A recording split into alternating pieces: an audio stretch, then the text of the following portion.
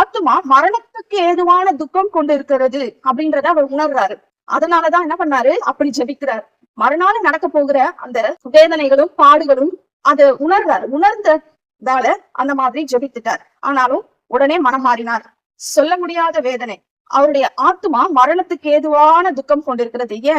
ஏன்னா ஏசாயா 53:12 என்ன சொல்கிறது?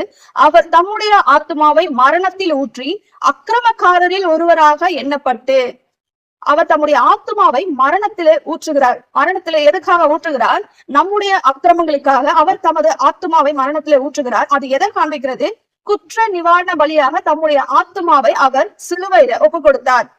ஒரு ஆடு எப்படி பலியிடப்பட்டு அதோடைய ரத்தத்தை எடுத்துட்டு போய் அந்த பலிபீடத்து மேல ஊத்துறாங்களோ, அது போல இயேசு கிறிஸ்து தம்முடைய ஆத்மாவை சிலுவையிலே என்ன பண்ணினாரு? மரணத்திலே ஊற்றினார்.